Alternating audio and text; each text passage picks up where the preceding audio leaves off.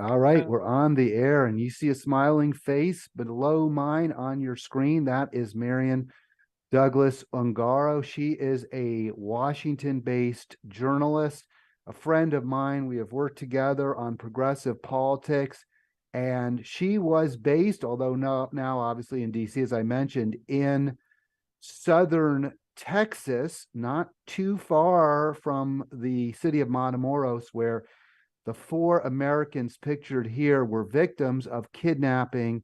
Two were murdered, two thankfully survived. And we're going to get to that video. We're going to show the video for folks, Marian. I may have a little trouble, but first, just good morning and thank you for joining us. Hi there, Hal. Thank you for inviting me. Well, it was your idea. You invited yourself, but I was delighted that you did so. But let's, in the interest of fairness, you did mention to me, you're like, hey, have me on. Let's talk about what happened in Texas and, well, really Mexico, although the four victims were South Carolinians. And we may get to South Carolina in a little bit. But there you have Latavia Washington McGee. Well, she and Eric Williams both murdered by a Mexican drug cartel. I hope I pronounced Shaeed Woodard's name correctly, and Zindell Brown were along as well for I guess you call it, is it medical tourism? We'll get to the next slide. Latavia Washington is safe. She was the only one that wasn't harmed. And Shaeed and the other fellow were the ones who were killed. That's Eric right. Got it totally wrong. Zindell Brown and Shaeed Woodard were the murder victims. Washington, McGee, and Williams survived. So, and then usual, there was a fifth friend, another woman who stayed behind at the hotel in Brownsville because she didn't have the paperwork to cross the international border. So she was actually really lucky that she wasn't with the group. So they were in Mexico for just, I guess, maybe a few minutes for the purposes of medical. I hate to use the word tourism, but that's well, she had a medical appointment. There's lots of situations. You can go to Canada and see a doctor somewhat cheaper than in the United States. People have procedures all over the place. You go to, and these are medical personnel who have oftentimes U.S. medical degrees, and they have their own clinics, Eastern Europe and elsewhere. So, yeah, some people refer to it as medical tourism. But anyway, that's what they went to Matamoros for. And apparently Ms. Washington had been down there before, 2 years ago. So this is not the first time she had been to that particular clinic in Matamoros. Yeah, and I want to just stress a few points about this. Now, the crime occurred. It was, four victims, but one continuing event. We'll hopefully be able to show you that video nice and smoothly. I was struggling with it this morning, so still trying to get all the tech down perfectly, Marian Douglas-Ungaro. But I did want to just stress a few points. So these were totally innocent victims. Whenever you have these types of crimes occur, people always want to believe and look for evidence that the victims were somehow complicit, that maybe they made their own bed, they were there, it was a drug deal gone wrong, something of that nature. And it's understandable why we do that, because we all want to believe we ourselves aren't going to be likely victims, right? We want to believe the other person kind of had it coming to them. But here's from CNN, and they make it very clear. The Americans, those four that we showed, were believed to have been targeted by mistake, not intended victims. There's no concerning criminal history whatsoever. And again, Ms. Washington. No, that doesn't enter into it at all, as far as I'm concerned. But they were Black Americans, and that's important because apparently, and having lived on the U.S.-Mexico border, there's not a lot of Black folks down there in the first place. But the problem is the Gulf drug cartel. All of these drug cartels, going back even to the Nicaragua scandal of the 1980s, okay, the Iran-Contra scandal.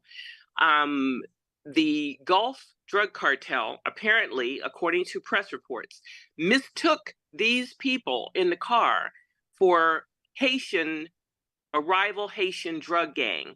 I also speculate that the men, because this was men doing all of this shooting and killing, um, I suspect that they didn't even see inside the car that there was a woman. And I think only after they shot, and she probably screamed and they could hear a woman's voice when they realized that they had the wrong people. They were looking for a car full of men. And because I suspect they were lost, they couldn't find their way to the clinic directly. They had called the clinic for directions. They said they had a problem with the internet, with the cell phone signal, and they were lost. So they were probably driving really slow and like meandering, kind of.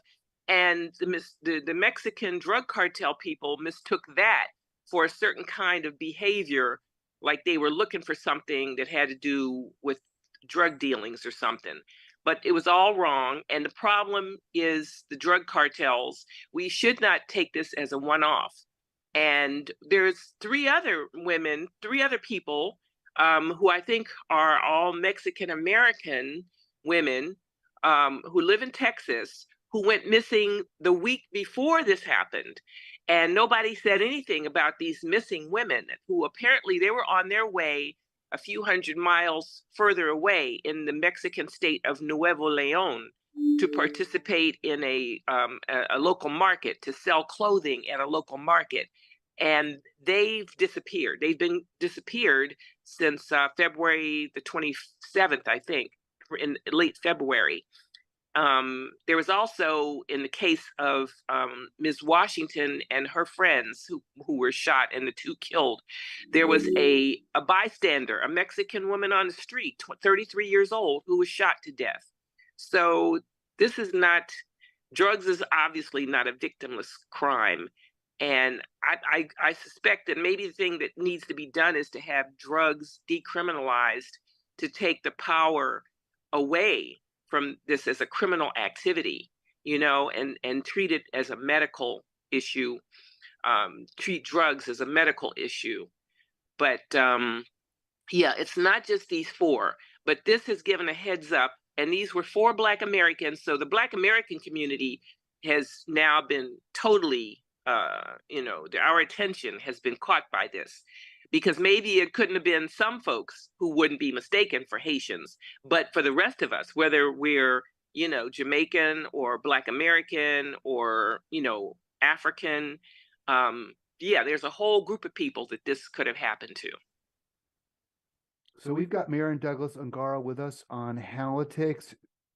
Marian is a friend. She is a journalist. We're talking about the crime in Mexico.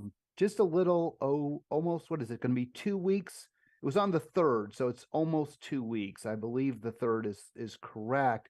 Yeah, That was 10 a days Friday. ago.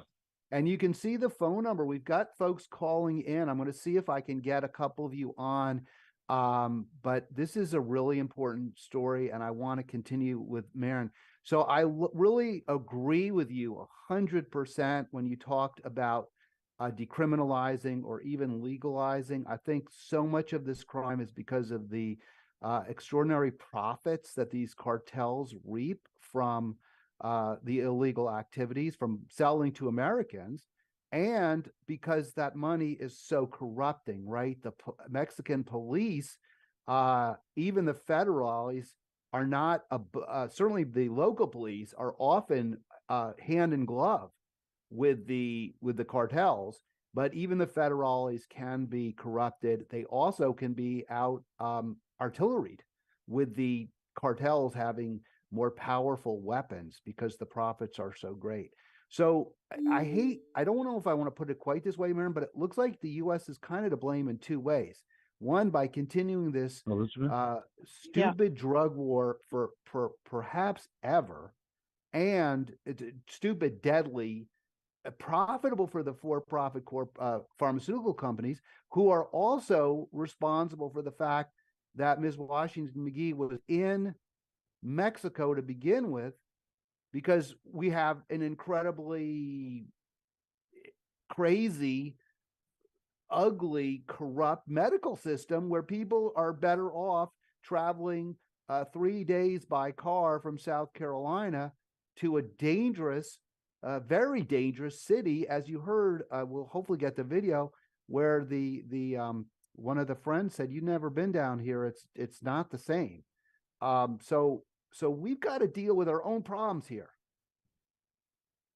Yeah, well, I also mentioned to you earlier, Hal, and I'm sort of a I proselytize for Americans becoming really aware that we live in a neighborhood. We're not just one country. That's the problem. We have this uh, isolated point of view, and Mexico's been there longer than the United States has. I mean, the landmass, okay, the piece of land, whether it's Canada or the U.S., these are our immediate neighbors, and there's an international organization. We know about the United Nations, most of us. We may not know that much about the UN and how it operates and what it does, but there's also the Organization of American States, which is like the UN for the countries of the Americas. And the headquarters of the Organization of American States is right here in Washington, D.C. Full disclosure, I have worked as a consultant to the OAS 3 times on 3 different international missions. I worked in Haiti in the early 1990s for OAS, worked in Peru, and then in Nicaragua. Peru was election monitoring, and Nicaragua was voter registration preparations in the mid 1990s. So the OAS website, people can go to that, and the State Department. There's a desk in the State Department for Western Hemisphere affairs, and there's a U.S. ambassador to the Organization of American States. The website is simply oas.org. Within the OAS is something called the Inter-American Human Rights Commission, which is equally important and possibly more important, especially for non-governmental organizations and our human rights and civil rights bodies who can participate in activities and hearings at the Inter-American Commission on Human Rights. And that website is CIDH.org because they use the Spanish acronym, CIDH.org. So this is the kind of thing, what I'm saying is that it has to be discussed. These border incidents and the drug trafficking and the extreme violence need to be discussed in an international setting between the countries of the Americas, not just what Washington decides, but what is the government of Panama saying about it, and the civil society in Panama, civil society in Argentina, and in even, I don't know, just Barbados and other parts of the Americas. We're neighbors. The drug cartel is a worldwide, right? The drug cartels are Right. Well, that worldwide. includes other parts of the Americas, not Right, just places far absolutely. away. And the violence is equally universal. And I mean, our violence is bad here, but we have, and I do point the finger directly at U.S. government policy and politicians for, again, maintaining this drug war. Also, the gun manufacturers that, as we've seen over and over, are dumping weaponry, high-tech weaponry to these murderous gangs. So we've got Marian Douglas-Ungaro with us. I had told Marian 15 minutes, but obviously that's not enough time. Let's get to a video. I see if we can get this video on, Marian. We may struggle a little bit, but I really want folks to, because I think it's chilling. I really do. So I'm going to share this if I can. We may have a little bit of a struggle here to get it to look. No, that doesn't look too bad, surprisingly enough. Let's see if we can watch it. There we go. So let's watch the video here. Yeah, y'all ain't never been to Mexico. Y'all ain't know what it's like in Mexico. New video obtained by CNN from inside the vehicle of 4 Americans just prior to their kidnapping in Mexico. Hola. The Americans shown and heard on Facebook Live just after they crossed into Mexico from the United States. A government source told CNN the purpose of the visit was for Latavia Washington McGee to obtain a medical procedure. But they never made it. A timeline from Mexican officials indicated that about 2 hours after entering the country, a gray Volkswagen Jetta starts to tail the American's van, followed by several more vehicles. All right, I'm going to just stop it right there. I mean, can you imagine how terrifying that must be, right, Marian? I mean, what were they? Because you would know from having covered this beat down there in South Texas. What's the feeling like that you're being tailed in a foreign country where there's, the crime is very, very serious? Well, I don't know. I think we've got several layers here. I was in Laredo, Texas for a year and a half. I was a reporter at KVTV television. The owner of that station, of the stations that he owned in Texas, his claim to fame was that he gave Walter Cronkite his first job. But I was there in the early 80s. And the Twin Cities aspect, because Brownsville, which is on the U.S. side of the border with Matamoros, the place we're talking about where this terrible thing happened, they've been Twin Cities forever, and people come back and forth, go across and come back all the time. So for some, the issue of violence, just like it here in Washington, D.C., in my neighborhood, we didn't have the kind of gun violence, before the early 1980s. It wasn't there the way it is now. So things change, and apparently, I have not been to South Texas or to northern Mexico in a really long time.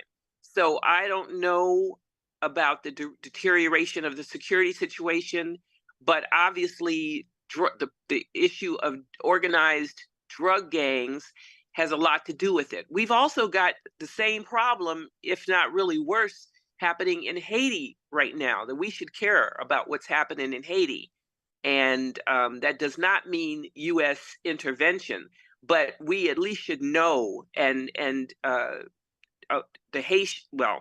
Haitian civil society and others have to take responsibility for what they want to do next. But we cannot have drug organizations, like you said, they're making so much money and they have all these weapons, and to have just killed people just like that on the street anywhere, it's really shocking, and this cannot become more of a norm.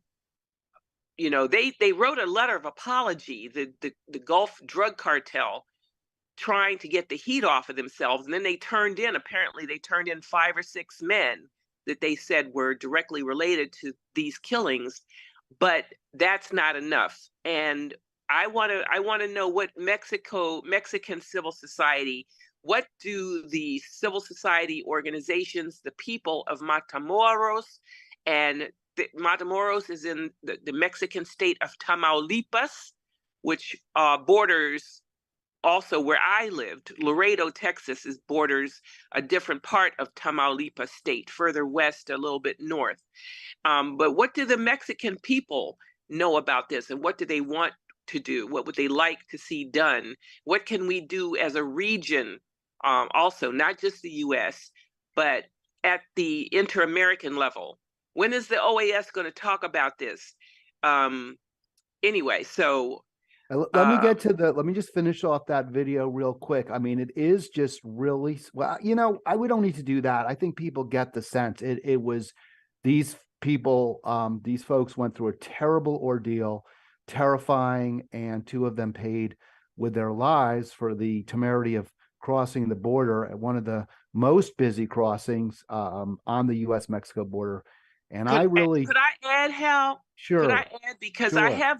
I've worked in Kosovo. I've worked in Bosnia in human rights and elections. So I've been in difficult, precarious, and security conscious places before. And I also have trained as a bodyguard. I was licensed as a bodyguard for several years in the state of Virginia. So the issue about being tailed in a foreign country in this way is very serious. And I didn't realize they had been wandering around for 2 whole hours. 2 hours is a long time. But yeah, I don't.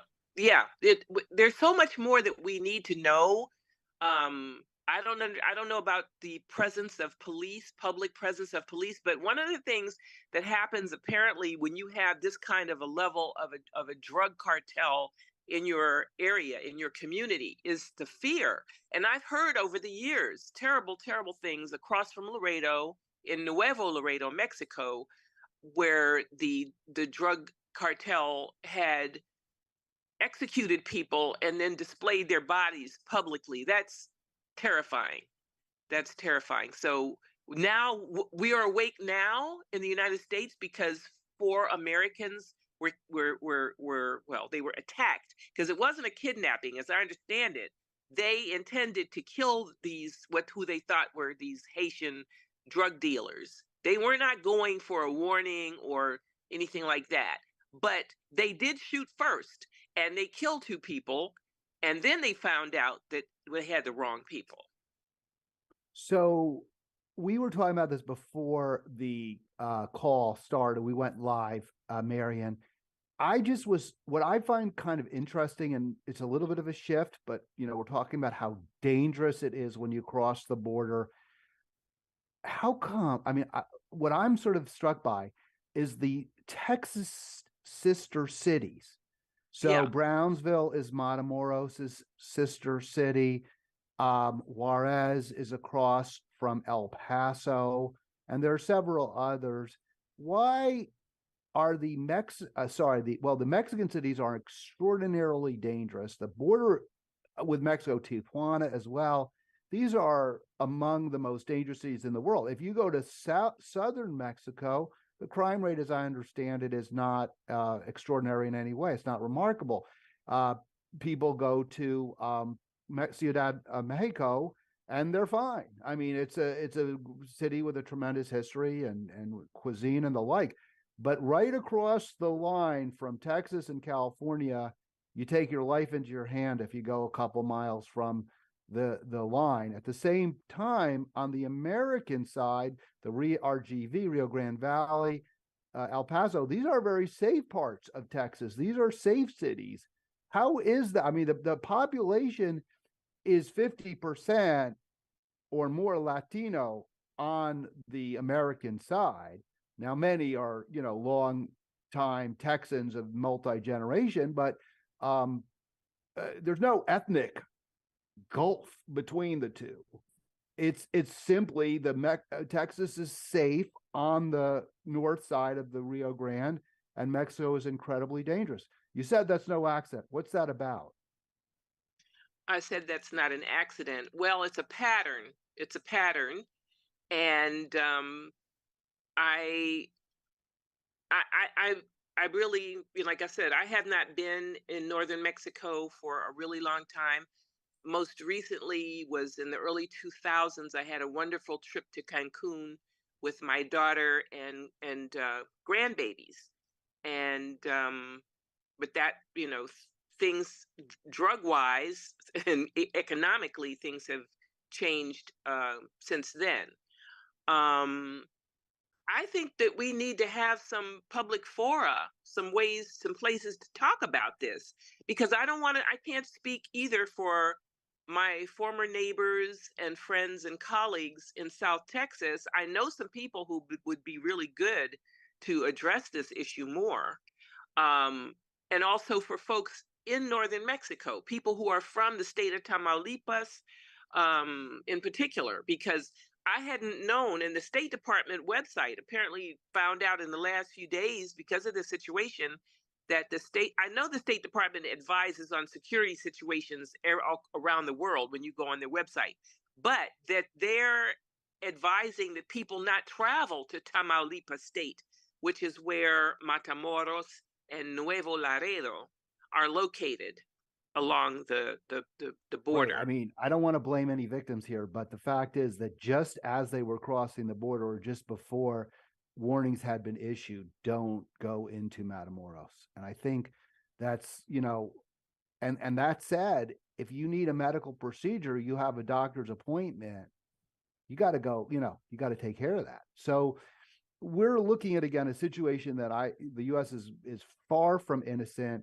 But that said, I was heartened by the fact, Marian, I don't know if you have the same reaction. It does seem that the ambassador Salazar and or the maybe I have his title wrong, Ken Salazar, and the U.S. State Department is taking this very, very seriously. There was no, you might think, and it would be reasonable to think they take this less seriously. These are African Americans. That maybe they're not professional class people. Maybe they'd be less of a priority. But it seems as though the United States is taking this very, very seriously and is really pressuring Mexico to investigate and take steps to protect people. I never assumed that they would not. I wanted news media to report from the beginning that these were Black Americans, because that's the first thing. Before you know I'm an American, if you see me from a distance, you know I'm a Black person. So that's a big deal, especially down there, where, as I said, there's not any large Black population. There is definitely a significant Afro-Mexican population, but they're not primarily on the U.S.-Mexico border. But and that's why these four were targeted, is because they were mistaken for because they're Black. No, because they were mistaken for Haitians. Who Right. Are also no, I understand. Right. Black Who are Black. Yeah. Right. Understood. Yeah, that's understood. why. Yeah. Not because they were African American, because if they were known to be African American, they wouldn't have been probably intercepted. No, they wouldn't have had anything to say to them. But their own behavior being lost like that, I mean, they should have had a better travel plan, I think. And to not know the community at all, nor to connect. They could have even gotten a so-called fixer, somebody in Brownsville. There's a ton of people who could have taken them directly to the clinic. They didn't have to be lost like that. But the first thing is not to go to any place, no community, anywhere where you have no knowledge. Even in the United States, I mean, there's a lot of Black Americans that are very cautious or very concerned about our safety when we go to certain parts of the United States. And it isn't just in the South either, okay? Or you can get some weird surprises. I remember as a child in Indiana, the first time I ever saw an advertisement. This was a big billboard on the side of the road. I was a kid, because I guess the John Birch Society started in Indiana, if I remember correctly. But they had a billboard, and I remember, and it was John Birch Society. And so that's not a great landmark to feel like you're safe in that kind of a location. But Americans, we take things for granted a lot, and it's great to hop across the border, but it's better when you know where you are. And if you don't speak the language, okay, Spanish is my third language after English and French. And that didn't happen overnight. I was not raised in a Spanish speaking family. My family is not Afro-Latino. My family is Black American. We were enslaved here in the U.S. and my family was created here before the United States existed. But anyway, so at this stage in U.S. history, in human history, folks should at least have some Spanish language vocabulary, especially if you're going to any Spanish speaking place. Just even the basics. You get 20 phrases, 10 to 20 phrases to start with. But this should open a lot of people's eyes. I'm happy to help anybody, myself, as a consultant, and because I have lived in a number of countries. The first time I traveled internationally, I was 18 years old when I went to live and work in France. And the only place that I had a problem with security currently, because my husband he's Italian. I live in Italy as well as U.S. Hence the Ungaro after the dash. Right. Yeah, that's my husband's surname. And so I've lived and worked in a lot of different countries. And the only place I ever had a real security problem was in Kosovo, where two guys did attack me, but I'm fond of just saying that they did not get anything except a hard time. And had they I had can, a knowing serious, you, I can believe that for sure. if they, and one of them, he punched me in the mouth, but I was Ouch. busy holding on to my backpack handbag on my chest. I would never carry it on my back in an unknown area. I had a backpack handbag on my chest, which is the most secure way to have it. And so I had the body of the bag. They weren't getting anything. And after a few seconds, because they thought it was going to be easy, they didn't knock me down. The first guy fled because the strap broke. One of the straps broke. And then the other guy came around in front of me and punched me in the mouth. And it just made me more upset. But then a car came and Well, attracted I some mean, attention. it's quite a story. I mean, we're just grateful you're fine. No, obviously you're with us. But we have to be Some aware of years our later. surroundings. Yeah, you'll have to always be focused on your surrounding, no question about it. So, journalist Marian Douglas-Ungaro with us to talk a little bit or a lot about the border crime that we just discussed. I do want to get to the South. I think Southern Fried Democrats. I was going to say Southern Fried Democracy, but they're not really so democratic. But I did want one final comment from you, Marian, and I should have gotten that. But let's just skip ahead then. We'll go to this video here. This is one of you think you may be a relation or somebody at least that your family who knew his family, that would be Jim Clyburn, Senator James Clyburn. Let me see if I can get this video going. And here we're going to have him. This is a few years ago, but the summer of it's 23 now. So this was the summer of 21. And I have actually put you in contact. You're going to see in this video. Can you see that, Marian? Can you see the video? I certainly can. Yeah. And you can definitely. see Representative Clyburn Yes, on the steps. there. So this is a very long video. I don't want to play too much of it, but Marian is South, your family is South Carolinian, right? Is what we talked about. Part of my family is from Columbia, Bamberg, etc., from the Low Country in South Carolina, and they're Gullah. That's the ethnic sub-ethnic group of Black Americans, the Gullah. And I believe that Jim Clyburn also comes from a Gullah background. He comes from close to where my family is from, so it's very possible that we're related, but politically we differ. And I just want to give folks a little bit of a background because I have been down to Bamberg County. It is very poor. And you can be in Denmark, which is the center of the state, where there's a terrible water crisis. It's just like Flint, Marian. It's just as bad. You cannot drink that water. It's toxic. No, it doesn't get as much attention. The only way those folks are surviving, when I was down there, this was a couple of years ago.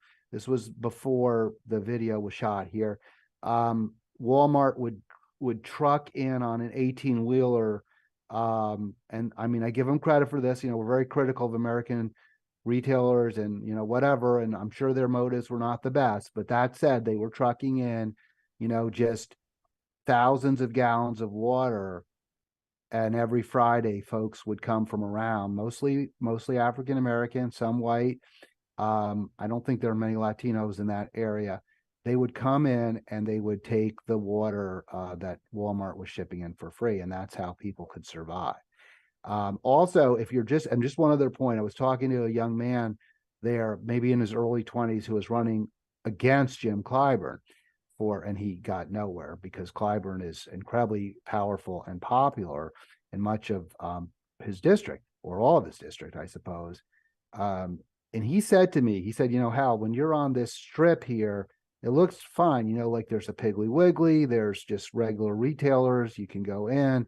He said, you go back off this road here, Marian. He said, just a little bit. It's all dirt. The houses are dirt.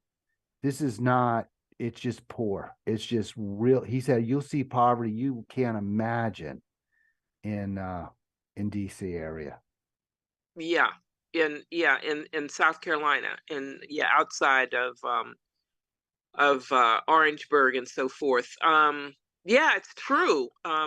as a child, because Washington, Baltimore, Maryland, and Washington are both in the Upper South. We are the northernmost part of the southern United States. Okay, Washington D.C. was the first part of the South to abolish slavery in 1862, April the 16th, 1862, which all Americans should be aware of that. The anniversary is coming up next month, and but there's different parts of the South. So, in fact, we've just had the election of the first Black woman ever from the state of Virginia, Jennifer McClellan, who's going to be in Congress representing her district, which is basically in Richmond, Virginia, for the first time in the history of the state of Virginia, a Black woman representative.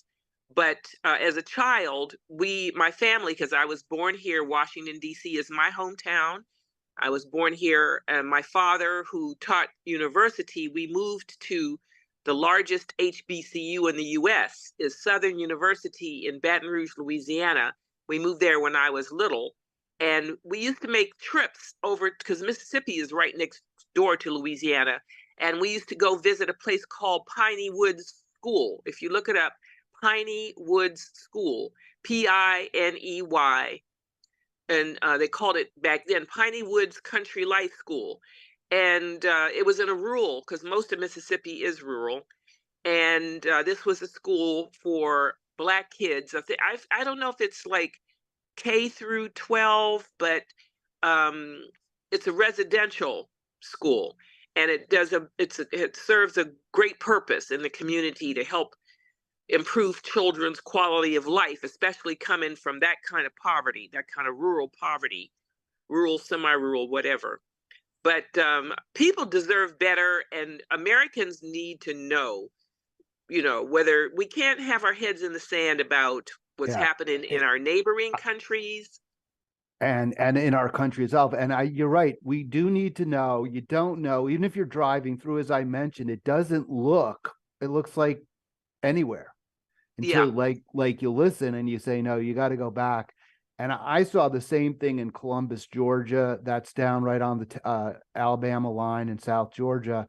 When I was down there, the poverty, it just seems to feel like of a different nature. But even that said, sometimes I used to work for the DC government. I would drive around some of the, and public housing now has such a bad rap. But when it was first envisioned in cities like Memphis and Chicago, and you had low rises and they were integrating the community with, parks and, the press. Elvis grew up in public housing in Memphis, actually. It was nice. It was better than what folks were coming from. And so we could do it right, or we could do it the way we've done it recently with these giant, ugly towers that are isolated from everywhere. There's no retail. But we've got to do something, because the poverty, and like I said, even in DC, you have access to better jobs, you have access to medical care you may not have. Your water's going to be cleaner, but the poverty can be grinding in all those places. So what I find so disappointing, and I don't want to beat up on Jim Clyburn in particular, but because you know him, because you've referenced him, you're from that era, just want to play a little bit of this, because here he is. And, it kind of disappointed me, because there's all these white folk there, these white middle-class people standing there confronting him. Although you'll see our friend Eric Johnson in the video. He is an African-American from the Reverend Barber group, right? So that's the, what are they called again? And I lost it. I know you're a big, you're involved in that. The Poor People's Campaign. The Poor People's Campaign, yeah. But here is Clyburn. Wasting time out here fooling around with my staff. What is this about? I hope that our Democratic leadership thanks folks coming out to draw attention. Well, you're not drawing attention. Funding fossil fuel and to go ahead and motivate, move forward, and make it more desperate. Hard for me to get the video, but parts of it you lose. But he's being what's the word I'm looking for? Dismissive. And I want to see if I can get to Eric a little later here, because Eric comes over here. Who are doing everything all day to try to get this agenda passed. And that's what I'm doing and catching hell for it every day. And I do not appreciate people who should be out supporting this agenda misrepresenting it. Read the American Rescue Act, and you will see all the climate stuff in it. Read the bill. Just let me talk. Just let me talk. Just let me talk, because you aren't reading. You just talk. You aren't reading. We just passed the bill of this country's time. So I'm jumping ahead a little bit. I want to see if I can get to Eric at the end, because here you can see him walking towards the. There he goes. I just got the votes for 2 nights ago. 2 nights ago, they got the votes for it 2 nights ago. And you were telling me that go and talk to the Republican Party. Okay. How many of them have been arrested? And I know it's not a great video, so I do apologize. I want to see if I can. Well, there it ends, but he just walks back in. But he had a confrontation with Eric, Mr. Johnson. You can see him there. The two of him. The whip doesn't sign on. Learn the rules. Go ask them. Did we bring it to them? You ought to learn of those things. Read and learn. I'm still the whip. I'm not mad. I'm not mad. You still no whip. Right, so you can get a feel for it didn't go well, Marian. There wasn't a lot of respect shown for Mr. Johnson in that. And, you know, I was really felt for Eric, because I think he had optimism. He's a young man in his mid-20s. He was going to talk to a Congress member. He was hopeful that the concerns about the climate crisis that he was raising, along with the poverty in the district, there would be response. And there wasn't. And he was very upset by this, as one can imagine, a young person who's maybe a little bit, I don't want to say naive, but maybe a little more optimistic than they might be when they get older. How do we change this dynamic where our representatives, who are supposed to be there for the people, seem to be there for themselves? Well, I would actually, what I would say, my great-great-grandfather, my grandmother's grandfather, yeah, my dad's great-great-grandfather was a Republican Party official in Richland County in Columbia, South Carolina, right after the Civil War. So when the 1876 election happened, which was major turning point, I found his name with 2 other men who were also Republican Party officials, where they signed off on announcements, ads in the local paper in Columbia about where people's voting area was, where they were supposed to go vote based on what part of the county they lived in. So that's part of my background. And I think we need something like another Freedom Summer. We need to go state by state. And well, Washington, D.C. is not a state yet, but we do count. We are a jurisdiction, and the only part of the mainland United States that doesn't have full representation. But we need to go and talk with the people, much like Bernie Sanders' previous campaigns, our revolution. We need to prepare now as we're getting ready for 2024. Okay, now South Carolina, I'm kind of excited to see that South Carolina has now been promoted to the first Democratic primary. And that's not to displace New England, but on the other hand, the population, well, first of all, the South has just been ignored. I think it's been the least understood and the least engaged part of the United States, after the Northeast and the Mid-Atlantic and the Midwest and the upper So Midwest. Marian, I'm going to cut you off real quick. I'm just going to ask you real quick, get to the point, because it is 11:47. I've got a caller. I promised them I would let them come on. No And problem. I've given Okay. you a lot of time. Yeah. Happy to do it. So I Fascinating think we should conversation. have a We'll freedom get you back. summer, freedom summer for Mississippi, South Carolina, Alabama, and so forth. All right, we're going to have you back again. Marian, thank you so much. We always have great let me say it this way. I feel like we have great conversations. Thank you, Hal. I agree. We'll talk again soon. There goes Marian. What a pleasure to have her on the call with us on this. What is it? I can't figure the day here. It is Monday, March 13th.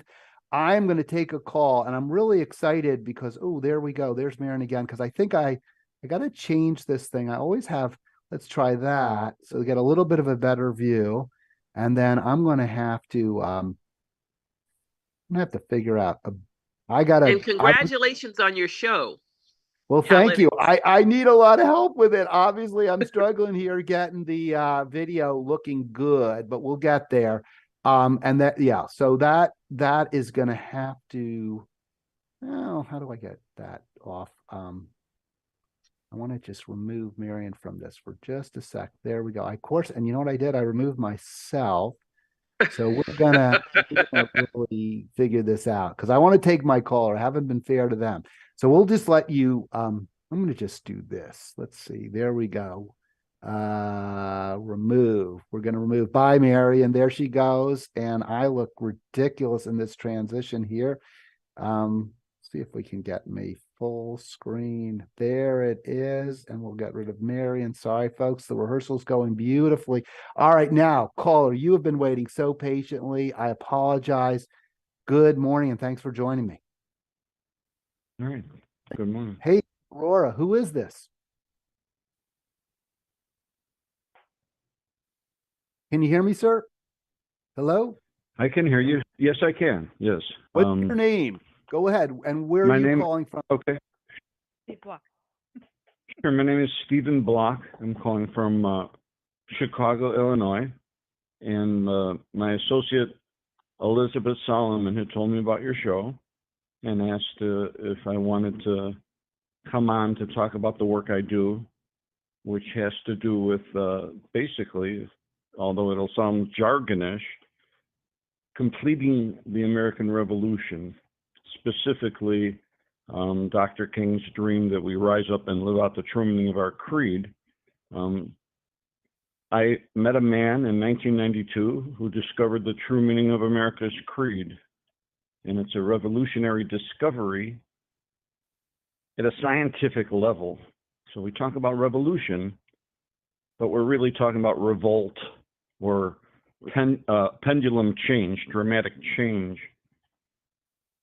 But in terms of science, social science, it requires a certain level, a certain criteria.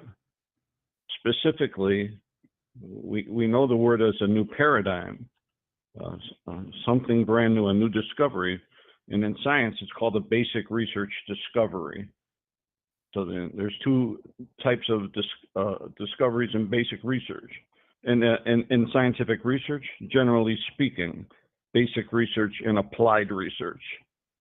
And there is no basic research discovery in social science, which is why it's called the soft sciences. And even social scientists acknowledge that what they're doing is subjective. For example, political science.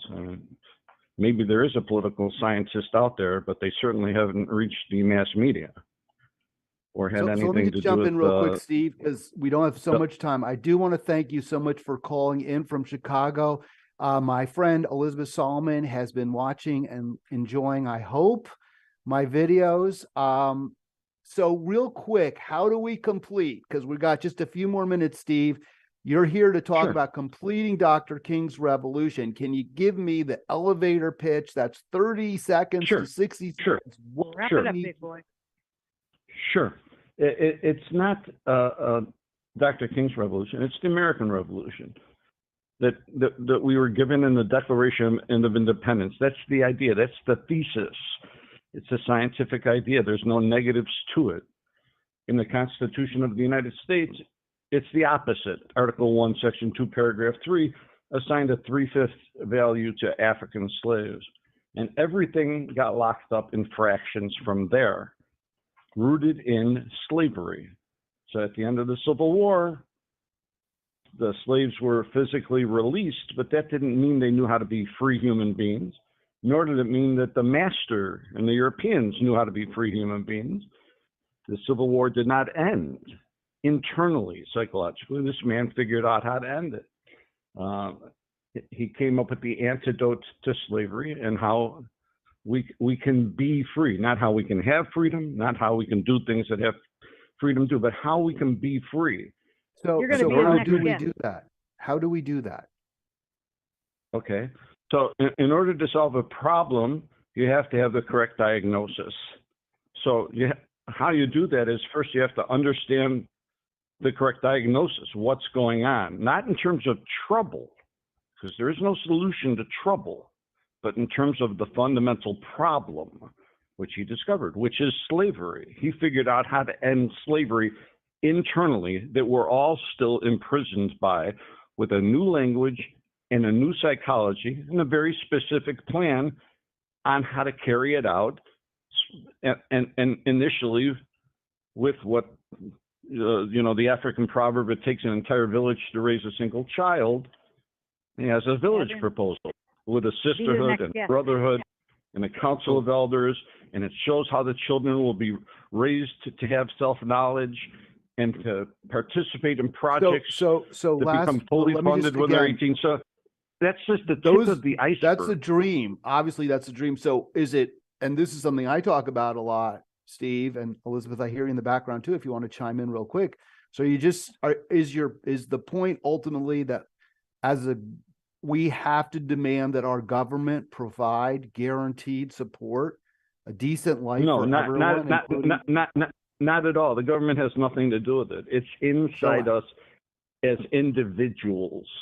But what We about those cannot individuals? We cannot unite in the context of black and white and the divisions we have. You can't integrate fractions. We are not whole yet as individuals. So everything How we're do we doing is unite like ourselves? How do we running and become play. whole? Give me, is there any way we can start working on that process as you see it, or continue the process, if you will, of becoming whole? Okay, so when you have a new paradigm, you have to see it. You can't think it. I could tell you in 10 words or less, but it wouldn't allow you to think it. I think it makes sense to pick it up next time. All right. Well, appreciate your call. Thank you so much. That would be Stephen Block in Chicago. Great to hear from you, Stephen. And he's our first caller. Wow, pretty cool. Our first caller to the Halitics. So really appreciate that. And I appreciate Elizabeth as well for watching and listening. And, so it's been pretty exciting. And it was a great call with Marian. Learned an awful lot about the situation in Texas, South Texas, Mexico, the drug cartels, why the 4 folks there were targeted. I'll be back tomorrow morning. I hope to take more of your calls. Again, this is for me. It is absolutely a learning experience as I get better and better at the tech. So today we did something different. We took calls, did the slide deck with Marian, had a couple little glitches there, but we're going to work it all out as we move forward. I'll get better and better, I promise. I think already, I hope it's entertaining. I hope it's informative. So call back tomorrow at 11. Come back at 11 on Halitics. We'll see you then. Thanks, and have a great afternoon.